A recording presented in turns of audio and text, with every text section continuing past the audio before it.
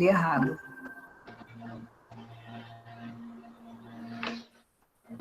Pronto, professora, estamos gravando. Ok. Então, nós daremos início à segunda sessão desta manhã, com trabalhos em torno da literatura infanto-juvenil, o primeiro seminário de estudos em literatura infanto-juvenil da UERJ tem por objetivo apresentar as pesquisas dos membros do nosso núcleo de estudos em literatura infanto-juvenil da UERJ. É um painel, né? Nós, na verdade, o grupo está com mais ou menos 45 pessoas, né? Então, a proposta é que realmente nós possamos dar visibilidade do que está sendo pesquisado, do que está sendo feito por cada um, numa troca também dentro do próprio grupo, né? E é um movimento em torno, né, desses estudos e do estabelecimento mesmo, né, de um campo de ação na UERJ em torno da literatura infanto-juvenil. Pode passar, Vini. Aqui vocês têm, inclusive, o Nelige, né, Nelige UERJ, né, os dois logotipos, que é o nosso projeto de extensão, Núcleo de Estudos em Literatura Infanto-Juvenil, e o Enlige é o grupo de pesquisa ligado ao CNPq. Então, aqui você tem, né, os palestrantes, os comunicadores, né, dessa manhã, dessa segunda sessão, com a professora Márcia Cristina, do CAP, Fábio Prates, que é nosso mestrando, Agostinho Lage, faz parte do grupo de egressos da UERJ, ele foi mestrando pelo Instituto de Artes, Maiara é graduanda, também faz parte do grupo, né, do Enlige, e faz parte do Enlige UERJ, do Nelige. Renata Correia é mestranda também do nosso programa de letras. Então, né, nós temos um grupo bastante homogêneo, defendendo essa literatura. Pode passar a palavra. Márcia Cristina. Bom dia a todos e todas. Eu estou um pouco tímida porque eu estou num grupo de pessoas da área de letras, eu sou pedagoga, estou aqui invadindo um espaço de vocês, peço licença para falar um pouquinho, né? Primeiro, eu estou muito feliz de estar aqui, né? Ontem eu não pude participar, eu tive reuniões o dia inteiro e saí com muita dor de cabeça, enfim, me preparei para hoje estar com vocês o dia todo. Ouvir os meus colegas do CAP, realmente eu fico muito feliz, é uma pena que a gente não tem esse espaço de troca entre nós, né? Estamos na mesma instituição, mas não conseguimos trocar, e, enfim, eu vou falar um pouquinho, agradecer a professora Regina, eu não a conheço pessoalmente, estou conhecendo virtualmente. Muito obrigada pelo convite feito pela Angélica. A Angélica é uma querida, uma pessoa muito especial dentro do CAP, uma pessoa muito querida para mim. A gente se encontra muito pelos corredores do CAP, mas a gente não teve ainda a oportunidade de fazer algum trabalho juntos, né? Não, enfim. Falar um pouco da minha relação com a literatura, porque eu comecei a ler sozinha. E sozinha como? Eu tinha um irmão, infelizmente meu irmão faleceu há pouco tempo por Covid, mas meu irmão mais velho, 4 anos mais velho do que eu, ele estava na fase de alfabetização e eu tinha ainda 3 anos e 5 meses, 3 anos e 6 meses. E ele tinha dificuldade de aprendizagem e estudava com uma professora particular. E todas as vezes que eu ia com a minha mãe levá-lo para essa professora, para a casa dessa professora particular, eu ficava pedindo para ela para me deixar ficar, porque a escola não me deixava entrar, porque eu era muito pequena, então eu pedia para ela. E de tanto eu pedia, a tia Terezinha me permitiu ficar. Só que ela me permitiu ficar como? Ela tinha que dar aula, ela tinha, sei lá, umas 10 crianças para dar aula. O que ia fazer com aquela, né, criança chata lá perturbando? Então, ela me deixava ficar num cantinho que tinha uma cesta de livros de literatura infantil. E eu ficava lá. E eu passava a tarde toda. A aula era de, sei lá, de 1 às 5. E eu ficava a tarde inteira lá com aqueles livros. O que aconteceu? As imagens viraram letras, que viraram textos, e eu acabei aprendendo a ler. Tal era o meu desejo de aprender a ler. E a minha casa, minha mãe tinha pouquíssimo estudo, né? Então ela não tinha livros na minha casa. Não era um ambiente letrado, não tinha essa cultura da literatura. Então foi lá esse primeiro ambiente que me fez despertar para esse gosto, né, pela literatura. Bom, acabei crescendo, virando professora, fazendo curso normal como a Angélica também, né? E no curso normal a gente trabalhava muito com literatura infantil, fui trabalhar em creche, virei contadora de histórias, fiz curso de contadora de histórias, sempre gostei muito, fazia muita dramatização, enfim. Então, a minha relação com a literatura ficou muito próxima, tanto pessoalmente quanto profissionalmente. Eu trabalhei numa creche, logo assim que eu saí do curso normal, onde também, né, tinha um trabalho muito voltado para a literatura. Uma das pessoas, a proprietária dessa creche, ela tinha uma relação forte com a literatura, então a gente se identificou muito, e a gente criou uma biblioteca. Era uma creche de crianças de meses até 4 anos, e a gente criou uma biblioteca, um horário para ir à biblioteca, tinha tempo livre, mas assim, tinha que ir à biblioteca, era um espaço destinado à frequência das crianças. Então, isso foi uma coisa bastante importante. E a minha primeira pós, né, eu fiz pedagogia, quando eu terminei eu fui fazer pós em educação infantil, e meu trabalho foi em literatura infantil, né, com o produto da biblioteca. Então, assim, depois eu fui fazer extensão na UF em literatura, que também gostava bastante, né? Fiz um curso com a Fátima Miguel na UFRJ, já tem muito tempo, porque aí o que acontece? As amarras da escola fazem com que a gente acabe se dedicando muito ao dia a dia de cotidiano escolar, e, enfim, né, outras áreas que a gente consegue abarcar ficam em segundo plano. Bom, enfim, eu tive a sorte de trabalhar em escolas que tinham um trabalho sempre muito bem fundamentado de literatura. Trabalhei com uma das professoras também que é autora, né, que é a Sônia Travassos, então uma pessoa também muito querida, muito amiga. E aí, em 2015, eu entro para o CAP. E aí o CAP, eu não conhecia nada do CAP UERJ, né? Muita gente teve o sonho de ir para lá, eu nem conhecia, eu só conhecia de nome.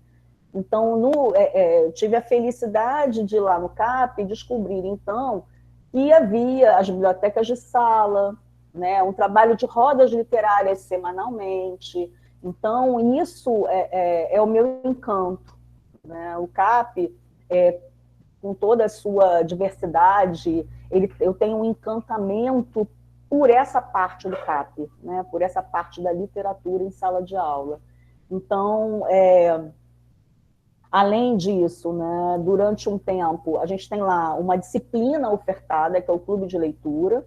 A Cassiana, inclusive, dividia o espaço lá com a gente, né? É uma sala, um espaço, realmente um ambiente de literatura, que a gente consegue manter, né? Com aula regular, tá? Faz parte, é uma disciplina ofertada para 4º e 5º anos. A gente também oferece a oficina literária para o 1º ano. Então, assim, ao longo dos anos iniciais, a gente trabalha fortemente e diversificadamente a questão da literatura. Bom, com isso, quando eu fui convidada para conhecer o grupo, né, o meu interesse de vir para o grupo, eu fui pensar assim, eu estou um tempo afastada de pesquisas formais, né? Eu sou da chefia de departamento, então assim, eu não tenho tempo. Mas como eu estou há poucos meses de largar a chefia, eu preciso voltar a estudar. Então, pelo convite da Angélica, eu fiquei muito animada. E aí eu falei, não, agora então eu vou resgatar alguma coisa lá. Eu tenho um trabalho de anos de formação de professores com relação a memórias. Eu trabalhei anos com um baú de memórias, a gente resgatando a história, por que essa pessoa se tornou professor? Quais foram o que tem na sua memória que te levou para essa profissão? Então, a literatura, a ideia é fazer a mesma coisa. O CAP, quando eu fui trabalhar no clube de leitura, eu tive a oportunidade, que quando eu entrei era uma disciplina super concorrida, e nunca sobrava espaço. Como a professora titular entrou de licença, eu fiquei acumulando, porque eu fiquei cobrindo, e aí no ano seguinte falei, opa, então eu vou pegar para mim. E eu trabalhei 2 anos no clube de leitura. E o clube, ele tem uma história bonita, né, da professora Leila Medeiros, e que me fez resgatar a minha história de vida. Então, o ambiente, eu tenho uma ligação forte com a questão estética de espaço físico, sabe? Assim, ambiente alfabetizador, ambiente de literatura, ele tem que ser um ambiente agradável à criança. Para mim, é assim. Então, quando eu fui para o clube, eu voltei um pouco àquela coisa de por que tem que sentar na cadeira e na mesa para fazer leitura? Vamos sentar, vamos deitar. Então, eu coloquei tapetes, almofadas, e as crianças, elas leem, né? A gente tem o tempo que eu leio para eles têm o tempo que eles leem, para que compartilham suas leituras, eles têm o espaço de empréstimo de livro. Então, a gente precisa o quê? Apresentar a diversidade da literatura. Eu sei que tem essa polêmica com o Monteiro Lobato e tudo, eu entendo super, mas o meu livro de cabeceira era Caçadas de Pedrinho. Então, eu tenho uma relação, enfim, muito carinhosa com a literatura de Lobato. E quando eu era muito pequena era isso, eu tinha a rua para brincar. As crianças hoje não têm a rua, mas eu tive a oportunidade de brincar na rua. Então, tem um áudio aí ligado que está meio fazendo uma interferênciazinha. Bom, enfim. Então, resgatar essa relação que as crianças dos anos iniciais do CAP estabelecem com a literatura diante dessa oferta que nós temos lá, isso me instiga a escrever, a buscar um pouco essa... Entendi, gente, adorei essa ideia do sininho, viu? Bom, enfim, para fechar mesmo, né? Não vou me alongar, até porque é uma proposta. Inclusive, essa proposta, Regina, eu estava pensando eu tenho até sexta-feira para escrever um projeto de extensão. E o projeto de extensão seria voltado para isso, né? Eu tenho várias amigas das redes municipais de 15 cidades diferentes, porque eu trabalho na EAD pelo CEDERJ, né, com várias cidades, então eu tenho essa relação com os professores das redes, das diferentes redes, e algumas redes já me fizeram convites para fazer parceria. Então, isso seria uma coisa importante, né, da gente conversar sobre salas de leitura, sobre o resgate das memórias literárias. A gente sabe que tem crianças que, assim como eu, não tinha livros em casa, muita criança hoje, na nossa realidade lá no CAP, por exemplo, que vive a mesma coisa.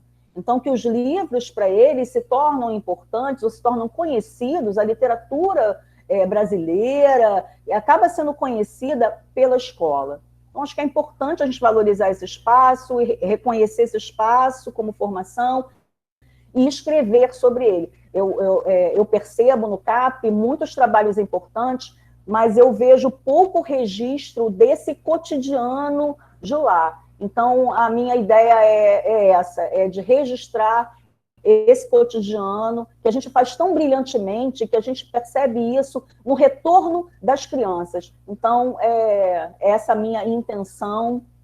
Enfim, gente, Agradeço aí a oportunidade, tá? Muito obrigada. Márcia, eu que agradeço, né? Quero conversar com você sim, eu vou deixar para parte do debate, senão alguém puxa a minha orelha, sabe? De eu ficar falando muito também, e não atrapalhar a continuidade. Então, no debate eu quero voltar a conversar com você. Sérgio, pronto. Agora, seguimos para a apresentação. Fábio Prates, A Viagem entre Dois Mundos, o tema do retorno do herói em Urashima Taro e em outros contos celtas.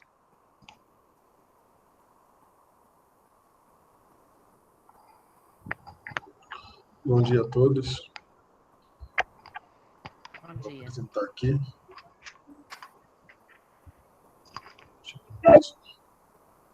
Cristina, você consegue compartilhar para mim o arquivo? Sim, sim.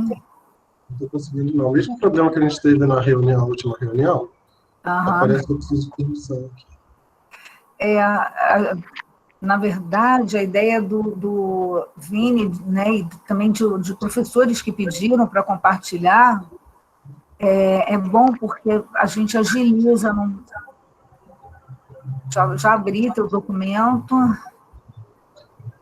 Eu vou me apresentando enquanto isso. Desculpa, hoje a voz está assim, eu estou com dor de garganta, tive febre. Estou meio mal hoje. Mas meu nome é Fábio Prates Santos de Alvarenga, sou mestrando na UERJ, na área de Teoria da Literatura e Literatura Comparada. E estudei na UERJ, né, fiz minha graduação na UERJ em japonês. Já me formei em 2014. E, desde então, tenho trabalhado, na minha vida, tanto pessoal quanto profissional, tem tido relação com o Japão. Fui 2 vezes ao Japão estudar, depois fui trabalhar, e passei anos numa escola japonesa, dando aula de língua estrangeira para japoneses e para brasileiros que moram no Japão. E aí fica muito evidente a relação entre a literatura, né, assim como a professora Márcia Santos estava falando agora há pouco, a questão da história pessoal, né, a experiência, e como isso pode motivar e levar a outros conhecimentos e outras decisões da vida, e como a literatura influenciava até na vida dos descendentes de brasileiros, né, que moram no Japão. Tem pessoas que têm a dupla cidadania, mas que se conectam com raízes através de histórias, né? Então, aí você tem as duas formas. Você tem pessoas que moram no Japão que estão mais ligadas à cultura brasileira, pelos pais, através dos pais, mas, ao mesmo tempo, né, na educação formal, elas estão em contato o tempo todo com as histórias japonesas, né? E aí tem uma crise de identidade, né? Enfim, não quero entrar tanto nesse assunto.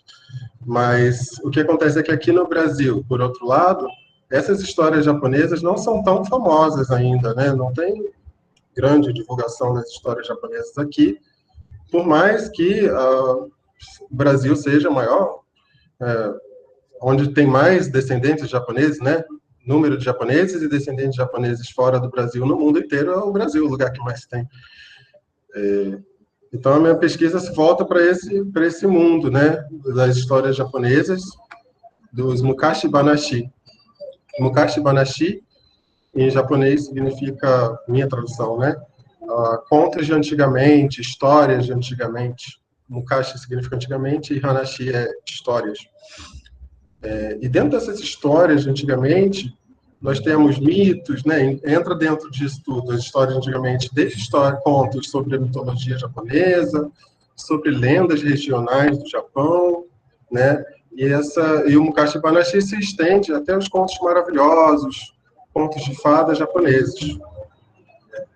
Dentre essas histórias, a mais famosa mundialmente é a de Urashima Taro, né? Pode deixar nesse do tema.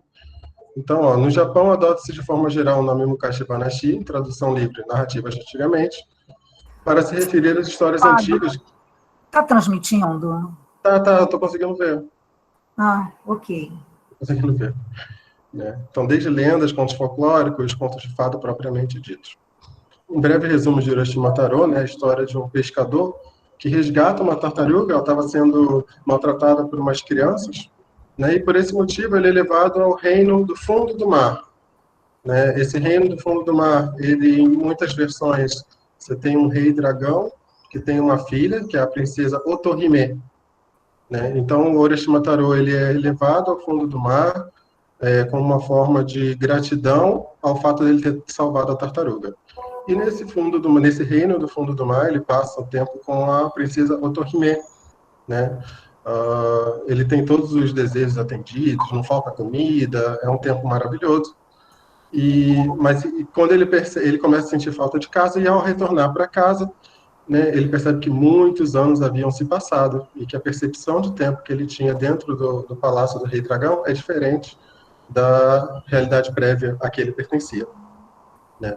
Ele abre uma caixa que fora proibida por Otohime, e quando ele volta para o mundo dele, ela entrega uma caixinha e fala, nunca abra. Porém, ele, desolado, quando volta e vê que nem a família mais tinha, ele abre aquela caixa e se torna um velho ancião, e aquela caixa guardava todos os anos, né, magicamente guardados numa caixa, voltam de uma vez e ele vira um velhinho. E a história se encerra dessa maneira. Claro, existem muitas versões de Urashima Taro. Né, algumas delas, enfim, no Japão existem pesquisas buscando essas fontes, né? Alguns pesquisadores afirmam que a história tem uma origem chinesa, pela simbologia do dragão, né? E que essas histórias teriam vindo através de pergaminhos para o Japão. E a partir daí foram difundidas e criadas outras versões de Urashima Taro. Existem pesquisas também que dizem que, baseada numa lenda, né, numa região do Japão, existia um homem chamado Urashima Ako, e aí foi baseada, né, a questão de ser pescador no Japão antigo é uma questão muito comum. Você pode atribuir isso a qualquer região do Japão que eram vilas de pescadores, né? Mas existiu um homem, há 1.300 anos atrás, que se chamava Urashima Ako, e pode ser que a história tenha tido origem baseada na história pessoal dele, é um ponto da época. Mas o fato é que no século XX, né, então você já tem aí, desde a primeira versão registrada de Urashima Taro, que foi no século VII, né, mais de 13 séculos de versões e alterações nessa história. Mas, claro, a base, né, continua a mesma. O fundo é o mesmo. São detalhes que vão se alterando conforme o tempo vai passando, os governos vão mudando, novas religiões vão entrando no Japão, e tudo isso vai modificando alguns detalhes da história. Porém, no século passado, o governo meio que unificou, né, através do material impresso, distribuído por todo o Japão, uma versão, né, de Urashima Taro, que a gente chama de a versão moderna de Urashima Taro, que é a que chega para o mundo inteiro, né, e é a mais difundida no Japão atualmente. Sobretudo, essa versão guarda muitas relações com os contos de fada, né, do Ocidente. Você tem uma questão estrutural, né, de formas específicas de se narrar, que, por exemplo, iniciar o texto com Mukashi Aru Tokoro ni, né, que uma forma fixa que se assemelha à estrutura dos contos de fada, do Era Uma Vez, né? Formas de encerrar o ponto, a presença de onomatopeias, de uma linguagem especificamente trabalhada para atingir algum objetivo, né? Então, tem esses pontos, né, convergentes, permitem paralelos entre gênero, mas também entre as histórias, porque a história de Urashima é a história do contato, de uma viagem, né? Você pode aproximar isso com a viagem do herói, trabalhar como que essa viagem influencia no enredo, né? Os símbolos que a água, por exemplo, tem, como que é o tempo, os elementos estruturais da narrativa em Urashima Taro e em outros contos, traçando esse paralelo, como é o objetivo dessa pesquisa, né? Contrastar desde o gênero, Mukashi Banashi, aproximá-lo dos contos de fada, mas também pegar alguns eixos temáticos, como da viagem do herói, né, e passar para... Deixa eu ver aqui. Pode botar na anterior, Regina, o slide? Ah, você pode... Tá. É melhor ler, senão eu vou me perder e vou me estender muito. O que for necessário eu complemento na fala. A pesquisa pretende contrastar características do Mukashi Banashi, dos contos do Maravilhoso no Ocidente, objetivando destacar os elementos universais presentes nessas histórias, produzidas em lugares diferentes, bem como evidenciar as diferenças temáticas e estéticas que se encontram subjacentes ao texto literário. Então, é como eu tinha falado, né, essa questão de ser histórias de lugares diferentes, mas que você pode contrastar, aproximar e distanciar, comparando com produções ocidentais, né? Eu descobri um conto celta chamado A Ilha das Mulheres, né, que também tem uma base em lendas de Febas, o Bran, filho de Febas, em que essa questão do tempo que você passa em um outro mundo e ao retornar, aquele tempo passa de uma forma diferente, e a punição ao final, ao violar uma proibição, e também o fato desse Bran virar um homem velho ao final do conto, em que ele, né, violou um interdito. Então tem muitas semelhanças, você tem como aproximar a questão da água. No mundo celta, em que é um portal entre mundos, né, e como o tempo é passado de formas diferentes, então assim, do lado temático tem muita semelhança com a história de Urashima Taro. Pode passar para o próximo, por favor. Então, as etapas da pesquisa, acho que essa é mais a proposta de hoje, né, mostrar como que a pesquisa se desenvolve. Coloquei aqui 4, né, planos. Delimitar o gênero Mukashi Banashi, aí eu vou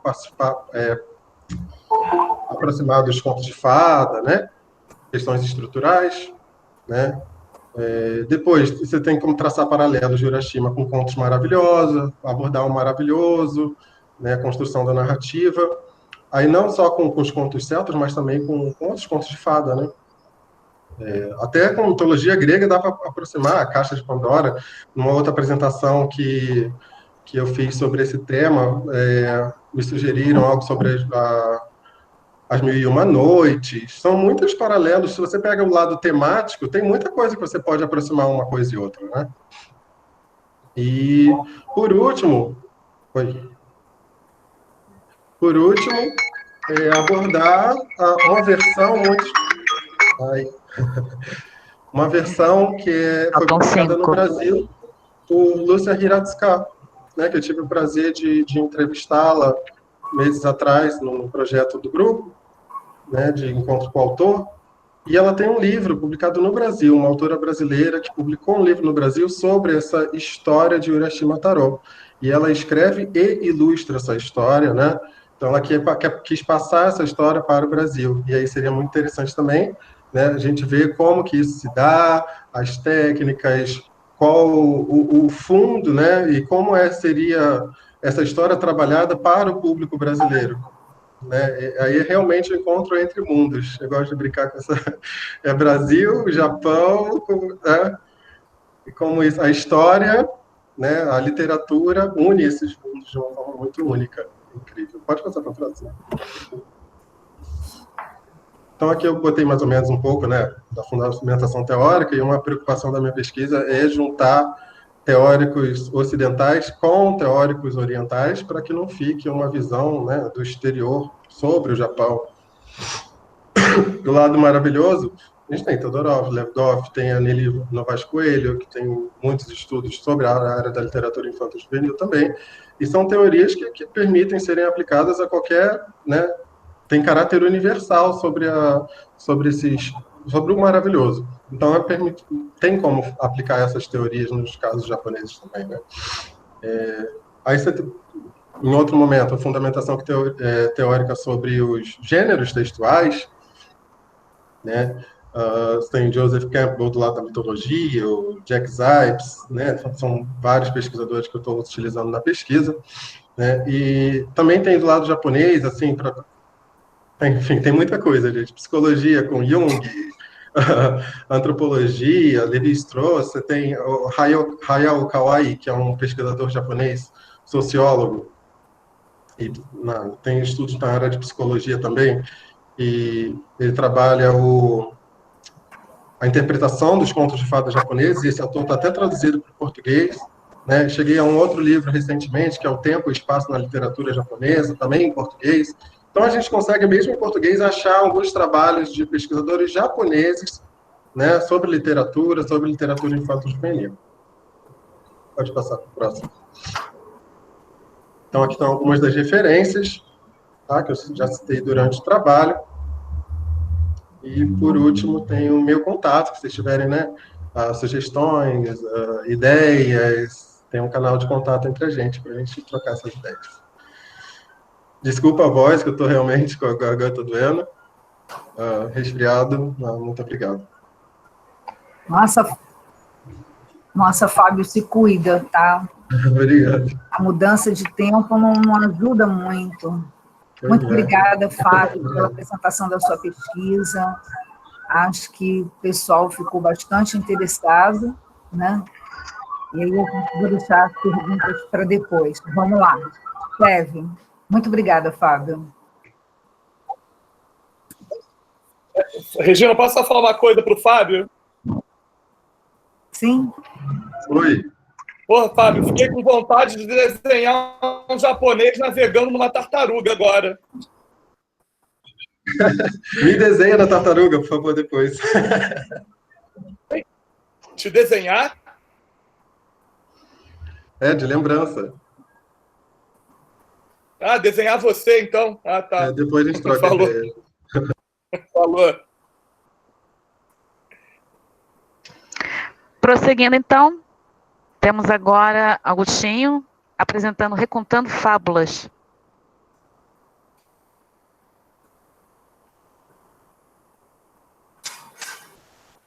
Bom dia, pessoal. Meu nome é Agostinho. Eu sou egresso da UERJ. Fiz o meu trabalho... Eu vim do mestrado em artes. Meu trabalho foi Oswaldo Guild e suas relações com a literatura fantástica.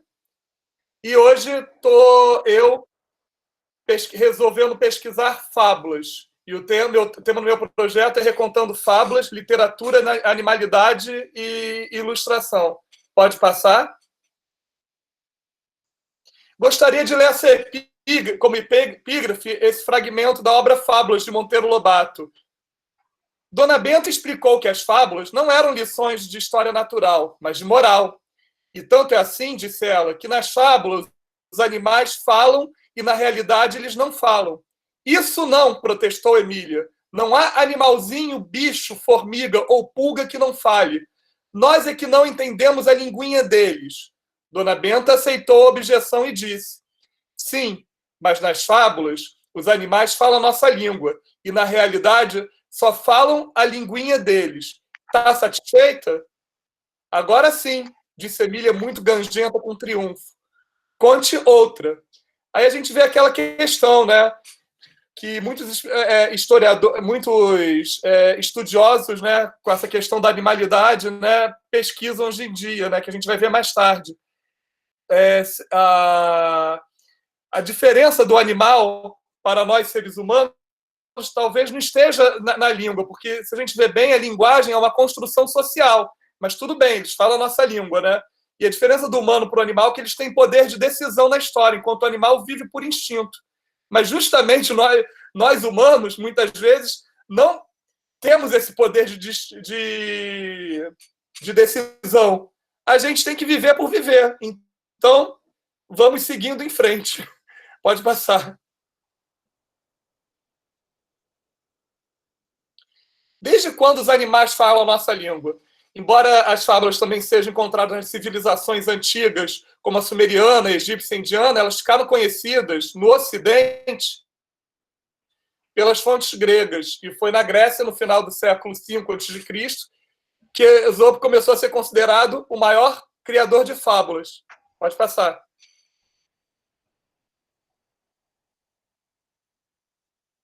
Daí, quem foi Esopo? Esopo, que é tido como criador da fábula para nós ocidentais, teria sido, segundo o historiador Heródoto, um escravo que viveu na ilha de Samos entre os séculos 7 e 6 a.C., e que morreu em Delfos em circunstâncias não explicadas. É uma figura realmente meio lendária, né? A gente nem sabe sequer se ele existiu. E muitas vezes ele é representado como um indivíduo feio, gago e corcunda. As suas fábulas não foram escritas, mas transmitidas oralmente. Pode passar. É importante a gente ver a questão do contexto, que nas civilizações mais remotas, a relação do homem com o animal era muito mais estreita, seja pela necessidade de caça, prestação de serviços, domesticação, proteção, guarda, fins ornamentais, religiosidade, rituais e diversas simbologias. Por meio dessa forte relação com os animais, o homem sempre observou e estudou seus hábitos, temperamentos, habilidades e interações com outros animais. Assim, à medida que o homem passou a refletir a respeito do comportamento dos animais e o que eles poderiam representar, uma vasta gama de informações sobre eles tem sido propagada, o que propicia a transmissão de conhecimentos sobre o tema de uma geração para outra, o que inicialmente ocorreu pela oralidade e mais tarde através de registros escritos. Vale ressaltar também que, além de as fábulas serem usadas para propósitos educativos na Grécia, elas surgiram em uma época quando a liberdade de expressão era limitada. As histórias de Esopo eram usadas para criticar as formas de governo, ou seja, serviam como um código para que os mais fracos pudessem se contrapor aos mais fortes de forma subjetiva. Pode passar.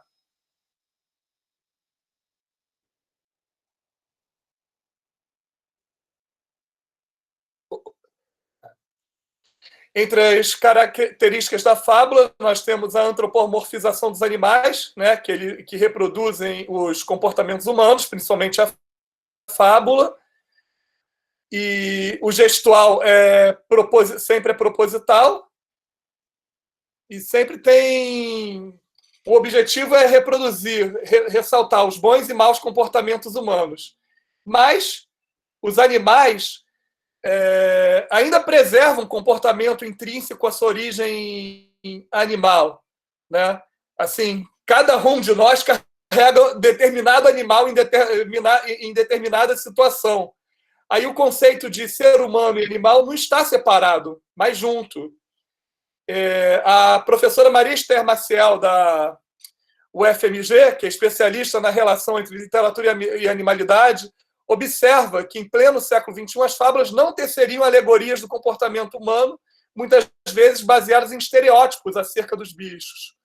Assim, tendo como referência primacial Michel Montaigne, pensadores estudiosos como Jacques Derrida, Gilles Deleuze, Georges Angabi, entre outros, ela aborda que o horizonte da questão animal na atualidade foi renovado e ampliado. Eles são temidos, subjugados, amados, marginalizados, admirados, confinados, comidos, torturados, classificados, humanizados, e não se deixam, paradoxalmente, capturar em sua alteridade radical. Pode passar. Bom, visto que na antiguidade o gênero fabular dizia respeito a toda a sociedade, constituindo um meio importante de transmissão dos valores do grupo, a justificativa do meu trabalho é conferir à fábula seu caráter aberto a novas releituras, feitas por outros autores e ilustradores em diferentes épocas. A fábula certamente está enraizada na cultura popular. A fábula faz companhia aos provérbios e máximas, formas por excelência didática e que se prestam como exemplo quando inseridas em obras de escopo mais amplo. A fábula pode ser considerada uma história ficcional que representa uma verdade. Mas qual seria essa verdade na época determinada em que se dá a sua comunicação? Da mesma forma que o Esopo apresentou as suas questões na Grécia Antiga, escritores como La Fontaine, Lev Tolstói, Monteiro Lobato e os ilustradores Marc Chagall, André Leblanc, Gonzalo Carpio, Lisbeth Verga e Eduardo Berlini, ao revisitarem as fábulas, trouxeram novos conceitos relativos ao contexto em que viveram. Pode passar. É importante a gente ver a questão da estrutura narrativa da fábula, né? Porque ela está a serviço dos mais variados atos de fala. Ela pode mostrar, censurar, recomendar, aconselhar, estimular, persuadir. Essa característica formal muito simples pode ser uma explicação para a popularidade e resistência desse gênero através dos tempos, apesar de muitos terem preconceito com ele ultimamente, né? tem uma forma maleável, né, que permite incorporar novos repertórios de narrativas e ajustar-se à expressão de visões de mundo de diferentes épocas, ou seja, apesar dessa suposta universalidade, né, que garante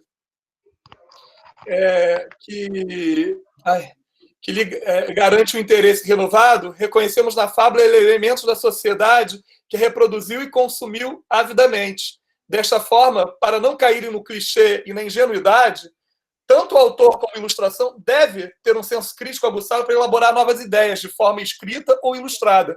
Rever a fórmula de acordo com o tempo em que se dá essa comunicação é fundamentalmente o grande desafio. Daí, a gente vem com a questão da intertextualidade, que foi desenvolvida pela Júlia Kristeva, né? É importante. O que é o novo hoje em dia? Hoje em dia, como contemporâneo, na minha formação e tudo, não é mais inventar a roda. A gente, na verdade, a gente aprende com o passado, com a história, com a história, e ao invés de quebrar paradigmas, a gente acumula paradigmas e vivências e constrói uma novidade, uma coisa nova. Em outra forma de falar, a gente, ao reestudar fábula, ou reescrever, ou reilustrar uma fábula, a gente sacode a poeira do Esopo, do La Fontaine, do Monteiro Lobato, e aplica, não sei se aplicar, né, mas usa da ironia contemporânea para rever esses autores. E aí eu acho importante a gente citar o conceito de Volksgeist, que seria o espírito do povo, que foi divulgado pela Escola Histórica, fundada pelo jurista alemão Carl von Savigny. E, segundo ele, o povo é um ser vivo, marcado por forças interiores e silenciosas, que configura uma espécie de consciência popular ou espírito do povo. De forma literária. Acabou, Sérgio? Não. Faltam 5. Tá bom. Só? Mas vamos lá. De forma artística, histórica, artística, historiográfica e sociológica, é investigado nesse trabalho o espírito da sociedade que cada autor e ilustrador viveu ao revisitar as fábulas. Para isso, intenta-se também analisar as fábulas em sua estrutura textual, no que concerne ao texto verbal, observando-se a articulação da história com a moral e o texto não verbal, e suas funções nas obras em pauta. Este assunto pode ser de suma importância para os estudos de literatura infanto-juvenil, visto que não há muitas pesquisas sobre o tema. Pode passar. Muitas vezes os personagens da fábula, né, têm essa teoria de que, por serem animais já conhecidos, não eram necessárias tantas descrições. Por exemplo, o leão representa força e majestade e prepotência, em geral. A raposa, astúcia, esperteza e inteligência. O burro, opressão e burrice. Mas devemos tomar cuidado com os rótulos. Vamos no slide a seguir. Por favor. A gente tem que tomar cuidado com os rótulos, porque cada fábula, um leão é um ratinho é outro, um lobo é um burro é outro. Não tem, assim, forma absoluta. Não existe forma absoluta. São casos particulares. Isso a gente deve levar seriamente em questão, para também não ficar tudo muito defasado. Pode passar.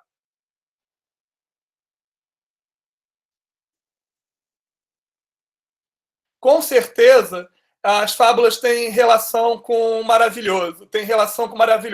Como dizia o professor Rui de Oliveira, que já fez algumas palestras para a gente, já não é fantástico o fato de um burro falar, gente? Aí eu gostaria de citar o professor Oswaldo Portela, da Universidade Federal do Paraná. Todo homem odeia a verdade, então logo ela o atinja. A verdade nua e crua machuca. É a expressão corrente da boca do povo. Nem mesmo partindo da boca de um sábio ou de um santo é recebida com prazer, especialmente se ela visa corrigir o comportamento humano. Como, porém, não podemos prescindir da verdade, a fábula foi o meio encontrado para proclamá-la, sem que o homem se sentisse diretamente atingido por ela e, consequentemente, não a rejeitasse de pronto. Da boca de uma raposa, de um corvo, de um cordeiro ou de um leão, o homem não se nega a ouvir verdades ou lições que, a princípio, parecem não ser dirigidas a ele, mas, aos poucos, agem sobre o seu subconsciente e, quando o homem menos espera, está frente a frente por ela. Pode passar. Aí a gente tem, fazem parte do corpus da minha análise, né, autores posteriores a Esopo, além de Esopo, o poeta francês Jean de La Fontaine, o escritor que foi um protegido pela corte por uma duquesa, e que a prosa, os versos dele, ele fez as fábulas em versos, os versos dele são cheios de galanteio para agradar a corte, e também tem essa questão dele com a criança, né? Ele gosta de dar exemplos para a criança, mas ele, ao invés de escrever a moral, como a gente vai ver em seguida o Tolstói e o próprio Esopo, ele faz assim, sabe? Ele deixa a mensagem assim intrínseca na fábula. E outra coisa interessante é que nos títulos, os animais, aí vem aquela questão de cada um não ter um comportamento absoluto. O nome dos animais, o lobo, o leão, o ratinho, o burro, está em letra maiúscula, como se fosse aquele determinado burro, aquele determinado leão, aquele determinado ratinho. Cada um é individual e cada um está numa situação. Aí tem o escritor Tolstói, que sempre foi ligado com a questão da revolução, não acabou não, Sérgio, por favor, dá um tempinho. Último minuto. Tá. E ele era preocupado com essa questão da educação, uma revolução social do povo, tanto que ele foi um educador também. Ele criou escolas no meio rural para esclarecer as crianças e o povo. Vamos passando.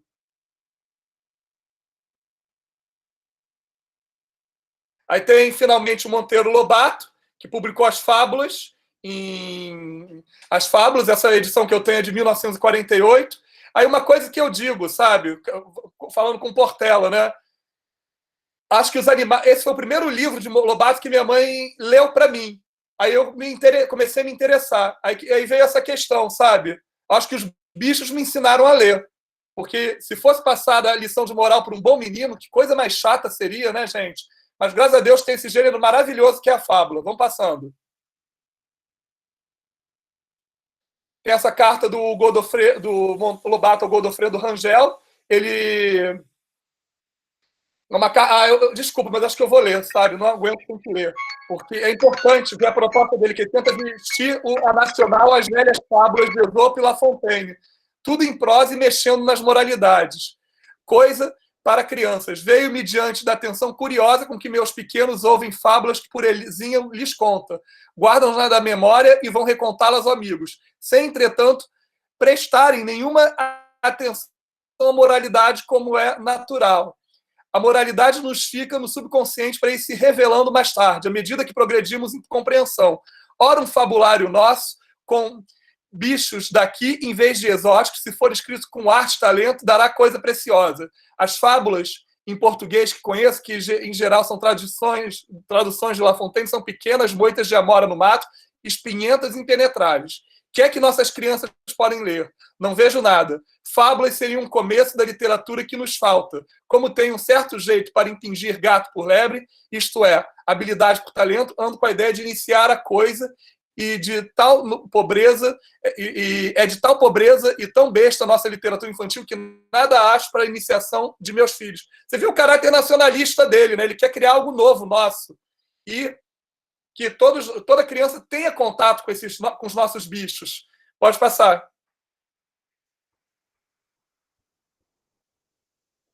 E, além do escritor, cada ilustrador tem um papel fundamental, expandir em termos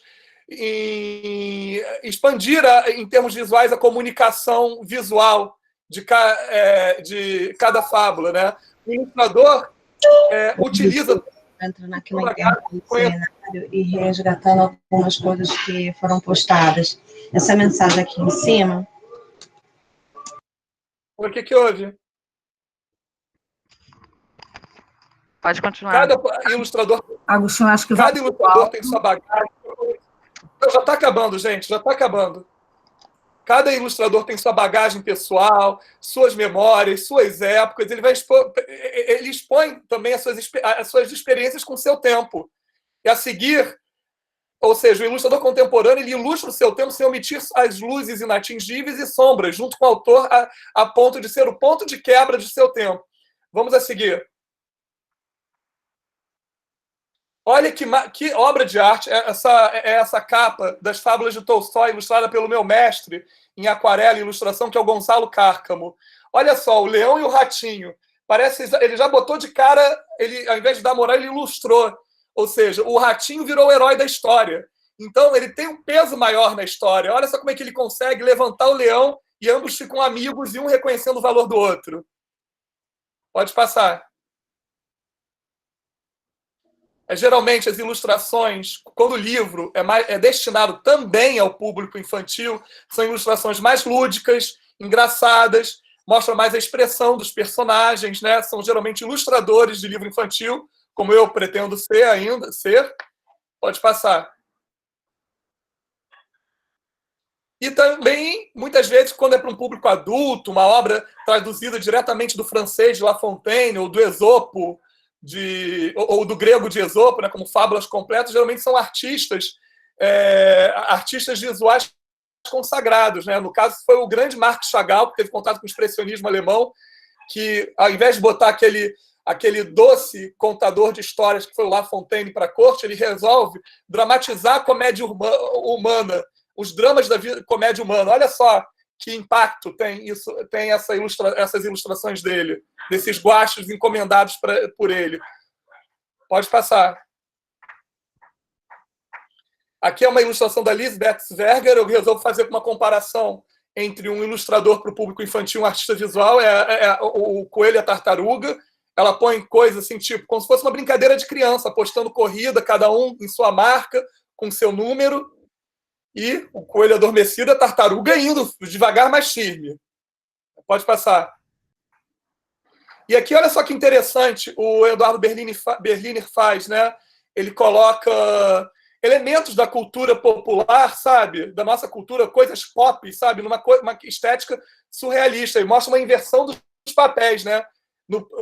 Os dois passam pelo boteco, o coelho toma uma cachaçinha, uma cerveja para comemorar a vitória antes da hora, cai no sono, e a tartaruga toma o seu cafezinho. Vamos firme, né? Vamos incorporar o coelho nesse cafezinho aí.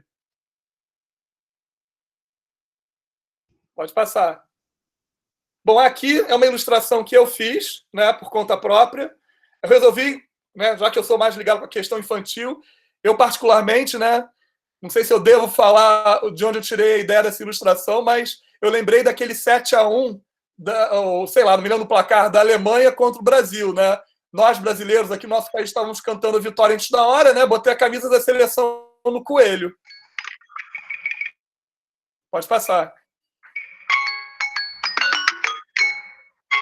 Aqui é minha carta de resposta a Esopo. Não tenho tempo de lê-la para você. Agostinho, extrapolei. É melhor encerrar. Já extrapolou o tempo em 5 minutos. Ah, tá. Se quiserem ler depois. E, por final, a minha bibliografia principal. Espero que tenham gostado. Obrigada, Agostinho. Não vou nem falar, deixar a SEV conduzir os trabalhos. Ainda temos 2 apresentações. Sim, agora seguimos com contar histórias como elemento estruturador em O Orfanato da Senhora Peregrine para Crianças Peculiares, com Maiara Porcina.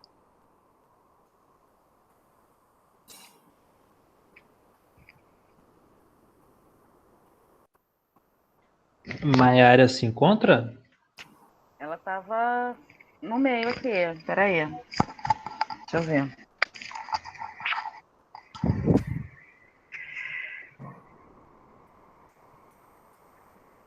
Tá Sim, presente. Tá, beleza.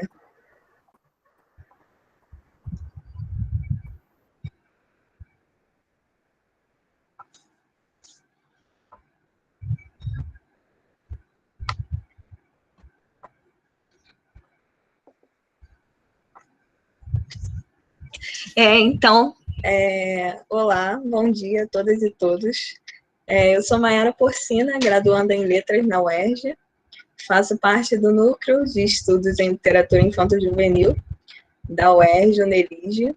É importante ressaltar nesse primeiro momento, né, que a minha pesquisa encontra-se em fase de iniciação. Eu faço parte do Enlige há pouco tempo, portanto, essa é a minha primeira apresentação oficial enquanto integrante do Enlige. Então, a minha pesquisa, ela propõe analisar a importância, né, da oralidade que se dá por meio da contação de histórias no livro Orfanato da Senhora Pellegrini para Crianças Peculiares, de Reação Hughes. E eu uso como título justamente contar a história como elemento estruturador, né, dessa obra. Então, eu começo com uma pequena citação de Jung, que diz o seguinte: a sociedade humana primeiramente se formou com a ajuda do discurso oral, tornando-se letrada muito mais tarde em sua história, e inicialmente apenas em certos grupos. O que eu quero dizer com isso? Que a oralidade, ela está presente, né, na sociedade desde sempre. Então, por exemplo, a oralidade, ela pode ser vista como primeiro contato, né, de qualquer ser humano com os valores sociais. Uma criança, antes mesmo de aprender a ler ou escrever, ela já carrega consigo diversas histórias, né, que lhe foram contadas, né, muitas vezes por sua família, algum membro da família. E é isso que justamente acontece com o nosso personagem, que é o protagonista, né. Essa obra que eu escolhi é uma obra que conta a história de um protagonista chamado Jacob, que é um adolescente que cresceu ouvindo histórias fantásticas de seu avô, né? E essas histórias contadas por seu avô vão permanecer durante todo o livro. Então, esse vai ser o meu foco, a figura desse avô e a importância dele nessa narrativa. Então, o avô contava essas histórias fantásticas de um tempo que ele viveu, né, durante a Segunda Guerra Mundial em orfanato. E nesse orfanato, era um orfanato único. Nesse orfanato existiam crianças, né, com habilidades especiais, poderes sobrenaturais. E ele contava essas histórias para o seu neto. E aí ele contava e ele mostrava imagens, né? Essas imagens ele usava como forma de provar que essas histórias eram verídicas. E aí eu vou mostrar algumas imagens para vocês. Essas imagens estão no livro. E para nós, né, é visível que essas imagens elas sofreram algum tipo de alteração, o que a gente chamaria de montagem, Photoshop. Mas a criança, né, tem uma percepção diferente. Então, tem a menina que flutua. Então, o neto realmente acreditava que a menina flutuava. O menino que tem uma força excessiva. Enfim, diversos personagens. E essas fotografias, é importante frisar a importância, né, dessas fotografias para essa narrativa. Né? Esse autor, ele faz uma coisa muito interessante, que é misturar fotografia com literatura, e dá muito certo, porque essas fotografias, elas nos ajudam a nos ambientar e entender melhor a obra. Enfim, fazem todo sentido. São muito bem colocadas. E aí,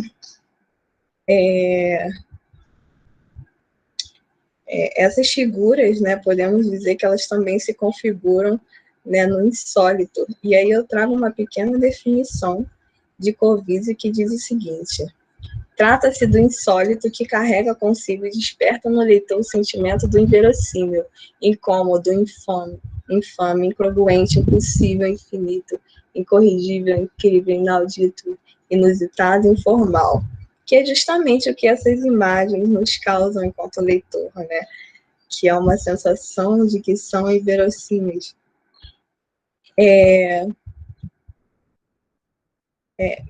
Então, isso é algo que eu também pretendo investigar com mais profundidade futuramente, né, nessa pesquisa. Continuando, com o passar dos anos, né, esse adolescente, essa criança vai crescendo, né, e ele começa a desconfiar, né, da veracidade dessas histórias e dessas imagens, né, que seu avô lhe mostrava e lhe contava. Mas é importante essa figura do avô, né, que mesmo após a sua morte, essas histórias, né, perpetuam durante todo o livro, e acompanham o personagem durante toda a narrativa, né. Desculpa. Então, quando o avô morre, né, esse personagem principal, protagonista, o Jacob, ele resgata, né, essas histórias que lhe foram contadas quando na infância, e ele começa a buscar, começa a investigar, né, porque ele tem um incômodo, ele quer saber se essas histórias são realmente só fantasias ou se de fato aconteceram com o seu avô, né? Então, por mais que para ele, né, na atualidade, na adolescência, essas histórias pareçam absurdas, ele não consegue esquecê-las e elas o acompanham, né, durante toda a vida, ou seja, durante todo o livro. Então, eu quero falar justamente, né, dessa tradição oral, né, que perpassa durante toda essa narrativa. Então, eu pretendo, né, investigar justamente esses traços da oralidade e de como ela dialoga, né, com a tradição oral e de como ela funciona dentro dessa narrativa. E aí, para realizar essa análise, né, inicialmente, tem como base teórica a Madalene Dino, José Carlos Leal, a Nelly Novaes Coelho e o Walter Benjamin. Aqui estão as minhas referências bibliográficas e o meu contato. Desde já agradeço a paciência. E é isso.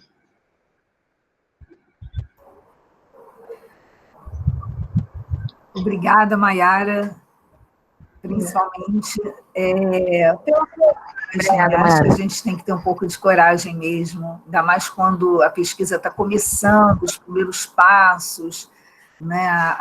Claro que há muita insegurança quando nós começamos, mas muito obrigada, tá? Obrigada mesmo. Sérgio? Um momentinho. Agora vamos com Pelos Caminhos da Memória na obra Vermelho Amargo, Renata Ná.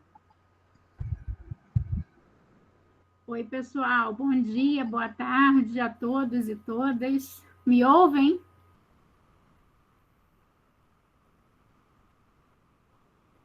Ok. Sim, Renata, estamos ouvindo. Obrigada, Sérvia. Queria agradecer à professora Regina pela acolhida, por fazer parte desse grupo tão importante, ainda que a minha pesquisa esteja no início, né? Eu estou construindo, né? Eu entrei no mestrado esse ano. Eu sou mestranda em Teoria da Literatura e Literatura Comparada na UERJ, sob a orientação da nossa querida professora Regina Micheli. Também sou servidora da UERJ, lotada no CAP-UERJ, na Secretaria do Mestrado Profissional, né? Não atuo como docente no CAP-UERJ, atuo como funcionária técnico-administrativo, mas fico muito feliz com as falas aqui da professora Angélica, Cassiana, professora Márcia, e já me coloco à disposição, caso seja possível, embora o meu cargo não seja de docente na instituição, mas como técnica administrativa e como parte do grupo ENBIG, me coloco à disposição para que a gente possa construir aí trabalhos e diálogos futuros. Bom, falando da minha pesquisa, né? O que me move é a memória, por isso meu tema é Pelos Caminhos da Memória na obra Vermelho Amargo. Pode passar, Vini, por favor.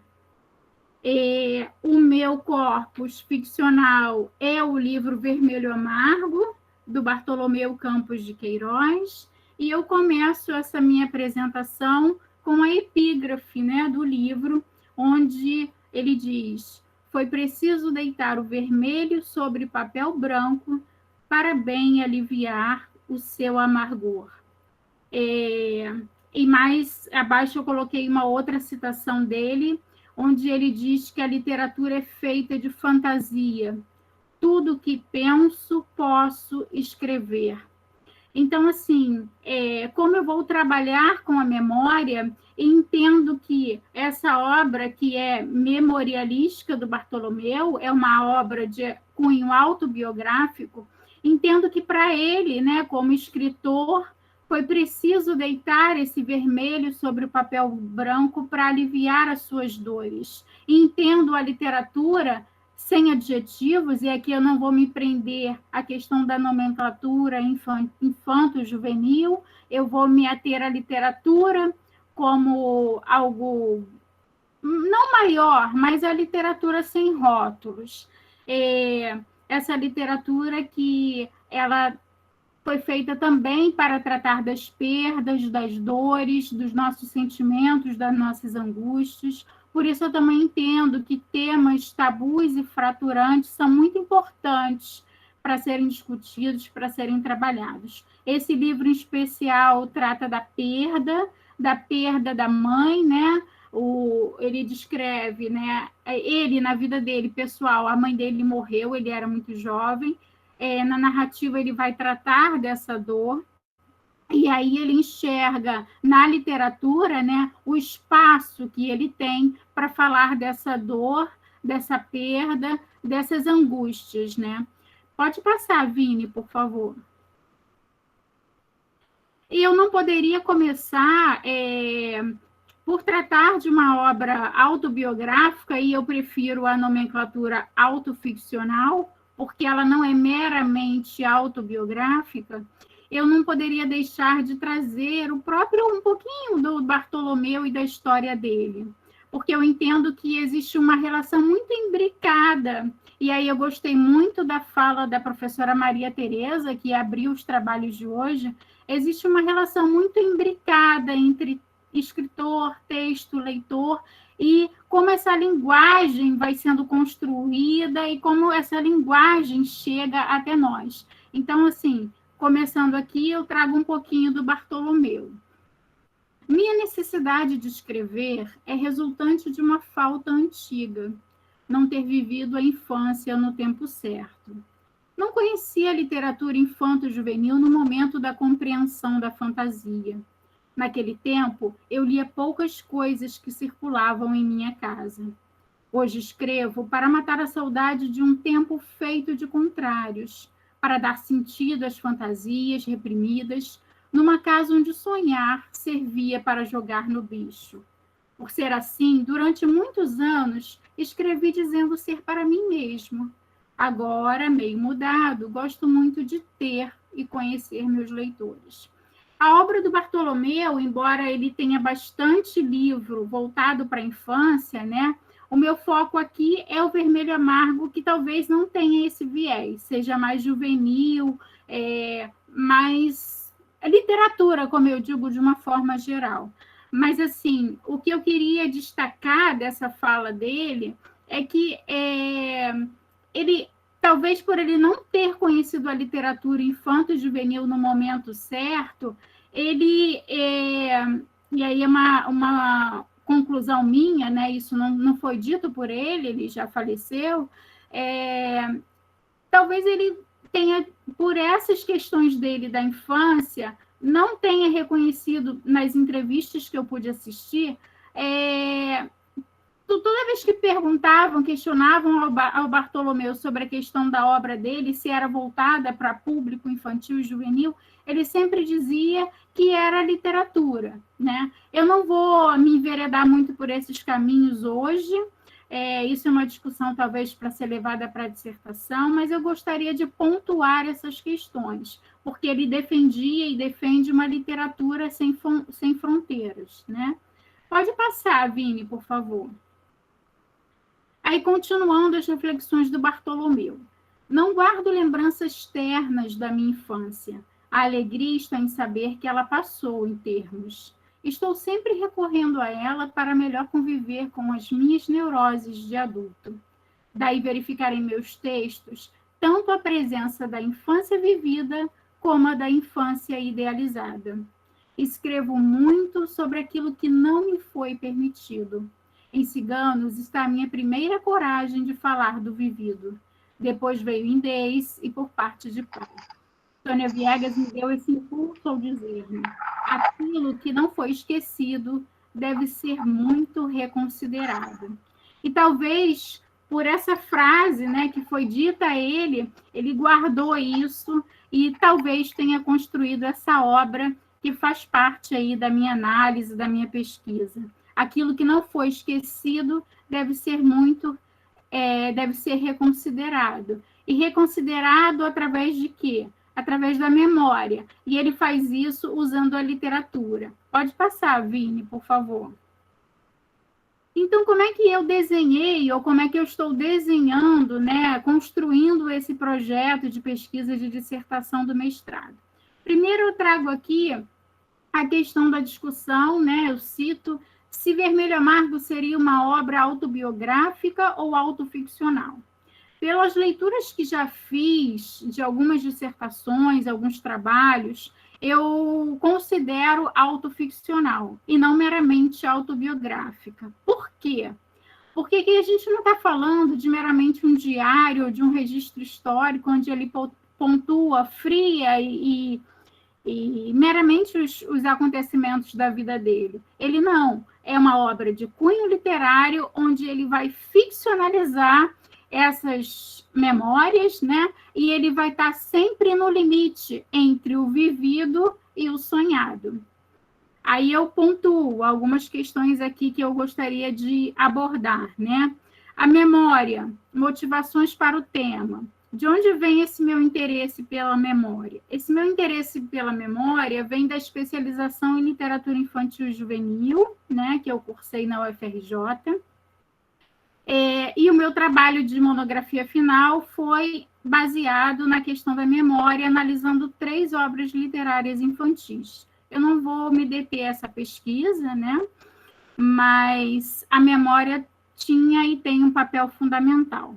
Aí eu venho com outra questão ali, a segunda questão colocada. Qual o papel da memória? Eu entendo a memória como identidade, né? O Bartolomeu usa a palavra patrimônio. Eu entendo que existem vários tipos de memória, existe uma memória que é social, que é histórica, existe a memória que é subjetiva, que é pessoal, e é um pouco dessa memória subjetiva que Vermelho Amargo trata, né? As memórias da infância dele, do narrador. Existe uma delimitação, e aí vem uma pergunta, né, antes dessa. A memória é sempre fantasiosa? Não creio que a memória seja sempre fantasiosa, mas dentro da obra literária e dentro dessa proposta de Vermelho Amargo, ela mescla o real e o vivido. Então, ela é fantasiosa também. Aí, eu venho com uma outra proposta, um outro questionamento que eu vou tentar desenvolver, né, responder dentro da minha pesquisa, que é: existe uma delimitação precisa entre o vivido e o sonhado? Eu creio que não, mas aí eu tenho que me aprofundar mais em questões que tratam do viés psicológico, psicanalítico, e eu não vou tocar nessas questões por hora. Coloco aqui o império do tomate. Por quê? O tomate, ele vai ganhando dentro da narrativa força, né? Ele vai ganhando destaque na narrativa de Vermelho Amargo, porque ele vai narrar como aquela madrasta retalhava, cortava esse tomate, e como era a sensação de engolir a fatia dele por inteiro. Então, acho que são cenas, né, muito marcantes dentro da narrativa. Falo também aqui do doce e do amargo. Por quê? Eu entendo o doce como a representação da mãe, né? Quando ele fala da mãe da narrativa, na narrativa, ele fala de uma forma doce, aquela mãe que representava o aconchego, o amor, o carinho. E o amargo vem pela perda, vem pela figura da madrasta, pela relação complicada com o pai dentro de casa. Então, assim, no meu trabalho, eu pretendo também desmembrar um pouco esse núcleo familiar, como eram essas relações, e trabalhando sempre, nesse caso específico do doce e do amargo, com a questão de campos semânticos, de uma doçura e de uma amargura, né? O meu aporte teórico principal é o filósofo Gaston Bachelard, com o livro A Poética do Espaço, onde ele fala da metáfora casa-memória. Nós somos identitariamente uma memória viva, e aí ele faz essa metáfora que somos uma casa, né? Repleta de memórias. Pode passar, Vini, por favor. Vou ler. É a partir das experiências sentidas e vividas na infância e em contato com seu núcleo familiar que Bartolomeu Campos de Queiroz, transfigurado em menino, poeta, leitor, escritor, vai compondo sua obra de cunho memorialístico, na qual o real, como expressão do vivido, e o sonhado se misturam. Para Bartolomeu, a memória era o seu patrimônio, o lugar onde ele buscava todas as coisas. Assim, meu projeto de pesquisa, ainda em construção, visa esmerilhar a memória na prosa poética de Vermelho Amargo. Pretendo discorrer ao longo dos estudos sobre o papel e/ou função da memória que ultrapassa as modalizações do espaço-tempo, discutir acerca da infância, discutir acerca das fronteiras entre os aspectos autobiográficos, o vivido, e a ficção, o sonhado, e, ao recorrer à infância, a fim de narrar e reinventar as suas lembranças, o Bartolomeu ele acaba transitando, como eu falei anteriormente, entre a dor e o amor, figurativamente representadas nas personagens do livro, nas vivências dele. Na realidade, na referida obra, nos deparamos com uma prosa poética que nos faz mudar de cômodos nessa casa que chamamos de memória. A casa que outrora representava acolhimento, com a perda da mãe, ela se transforma em repulso, né?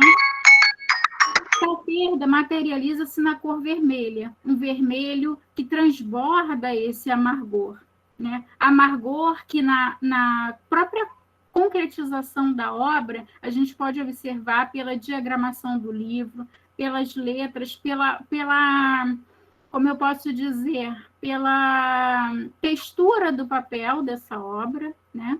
A capa é dura, remontando a dureza, a densidade dos relatos que são impressos na narrativa. Aí eu coloco, para cumprir esses objetivos, né, porque esse texto é um pouco do meu resumo que eu enviei para a professora Regina para participar do seminário, eu cito aqui os meus aportes teóricos, a minha fundamentação, que é, como eu falei, o Gaston Bachelard com a Poética do Espaço, onde ele vai tratar uma analogia entre a casa e a memória, realizando uma viagem do porão ao sótão. E aí eu queria marcar muito essa questão do porão ao sótão. Por quê? O porão é visto como lugar do escuro, da escuridão, e é visto também como lugar da imaginação. Já o sótão, né, por estar em cima, talvez, seja o lugar da claridade, da luz, da iluminação. Então, eu acho que essa obra ela consegue transitar muito do porão ao sótão, trabalhando sempre com a fantasia, com a imaginação. Outros autores que também sustentam a minha pesquisa são o Henri Bergson, que trabalha com a memória, com a intuição, o Marcel Proust, que é uma obra talvez também de cunho autobiográfico, onde ele vai narrar as experiências dele, né? E aí ele traz as madeleines, que eram os biscoitinhos que vão acionar a memória. e o Robert Humphrey, que vai trabalhar com a questão do fluxo de consciência, e no livro dele ele analisa alguns romances, algumas obras literárias. Pode passar, Vini, por favor. Aqui eu trago as referências que eu usei para compor lá atrás o projeto de pesquisa que foi aprovado, né, na seleção do mestrado. E, para finalizar, eu gostaria de ler um trechinho da obra Vermelho Amargo, só para concluir a minha apresentação. Vermelho Amargo, página 16, diz o seguinte: é preciso muito bem esquecer para experimentar a alegria de novamente lembrar-se. Tantos pedaços de nós dormem num canto da memória, que memória chega a esquecer-se deles. E a palavra, basta uma palavra, é flecha para sangrar o abstrato morto. Há, contudo, dores que a palavra não esgota ao dizê-las. Muito obrigada pela acolhida, pela escuta de todos vocês. No final do slide eu deixei o meu contato ali, né? Mas eu esqueci de pedir o Vini para passar. Meu agradecimento, meu e-mail. Fico muito feliz de pertencer a este grupo, de ter a Regina como orientadora desse projeto. Gostaria só de fazer um adendo aqui. Em 2017, o meu mestrado era em língua portuguesa, mas eu percebi que, embora algumas falas aqui foram no sentido de que a gente está sempre entre a língua e a literatura, eu também estou, mas o meu coração falou mais forte pela literatura. Então, eu pedi desligamento do mestrado em língua portuguesa, por achar que o meu projeto não se adequava ao mestrado em língua portuguesa, propriamente, e resolvi tentar a seleção novamente para o mestrado na área de estudos da literatura. Foi uma decisão difícil, mas talvez uma escolha bem acertada. Estou muito feliz por fazer parte deste grupo e por ter a Regina na minha vida. Muito obrigada, professora, por tudo. Obrigada a todos pela escuta. Desculpa passar aí o tempo. Eu é que agradeço a cada um, né? Eu digo que vocês são presentes na minha vida, presentes porque se fazem presentes e presentes porque são coisas, né, pessoas boas, de boa índole, que me trazem aprendizagens, experiências, trocas. Então, só agradecer, né, agradecer a todos, inclusive que estão aqui presentes. Estou vendo Shirley, cada um, né, envolvido com, acho que a Angélica também ainda está aqui, Angélica, Agostinho, Márcia. Gente, olha, nós temos muito pouco tempo para abrir debate. Eu tinha até pensado de não abrir.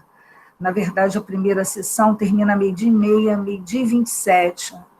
Então, se alguém tivesse alguma pergunta, algum comentário muito importante, para alguém que não tem a possibilidade de encontrar fora daqui, a gente abre espaço para essa pergunta, para esse comentário.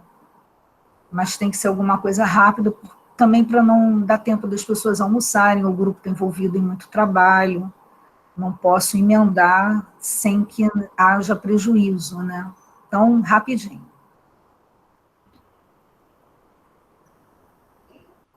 Gente, desculpa ter extrapolado no tempo, hein?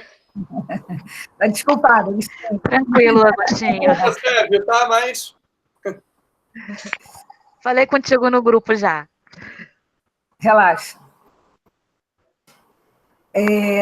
Engraçado que eu queria falar alguma coisa para a Márcia, mas me fugiu. A questão da memória, né? Ia falar da Renata, mas a Renata já falou. Me fugiu completamente, que eu queria, não quis atrapalhar aquela hora e acabou que eu não anotei e perdi. Mas, Márcia, já lembrei. é uma banca que eu participei com a professora Maria Tereza, uma orientanda dela, em que ela desenvolveu um trabalho ligado à memória, mas ela começa o trabalho de leitura pelo resgate do professor. Ela começou querendo saber qual era a memória que o professor tinha de livros, que livros marcou. Então, isso foi uma espécie assim, sabe, que você lança a isca para aqueles professores que não são leitores começarem a lembrar das suas vidas, das suas histórias. Foi Maria Tereza, é uma banca, a menina ainda não defendeu, mas pode ser que ela... Eu acho que eu devo ter o e-mail dela, mas Maria Tereza é fácil, Maria Tereza está no grupo. É só pedir a ela o contato, né? Era isso que eu queria te falar. Alguém quer fazer alguma pergunta, gente? Algum comentário, alguma dúvida? Renata, deixaram uma sugestão, acho que para você, de livro no chat. Euridice Espanhol falando assim, Ecleia Bose tem um livro lindo sobre memória e sociedade.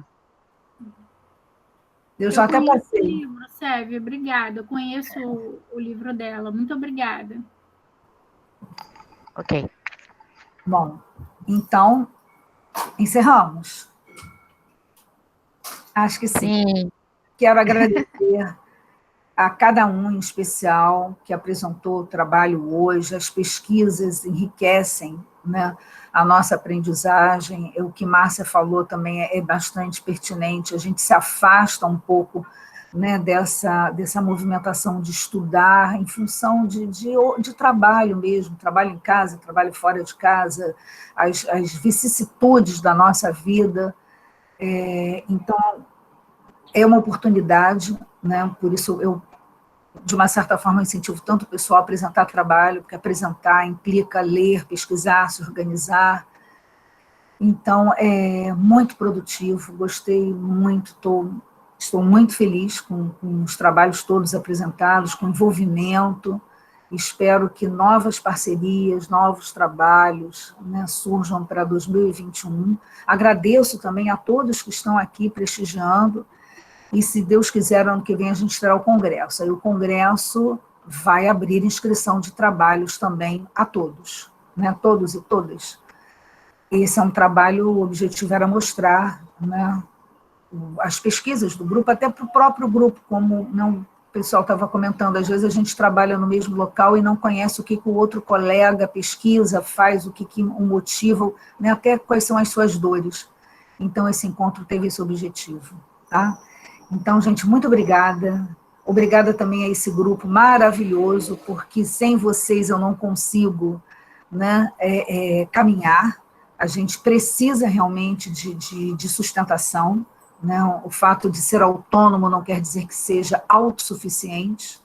Eu defendo a autonomia, mas faço bandeira de que ninguém é autossuficiente. A gente precisa uns dos outros para caminhar. Então, muito obrigada, né, a comissão que está aqui segurando ontem e hoje, obrigada a todo o grupo, obrigada às apresentações, tá?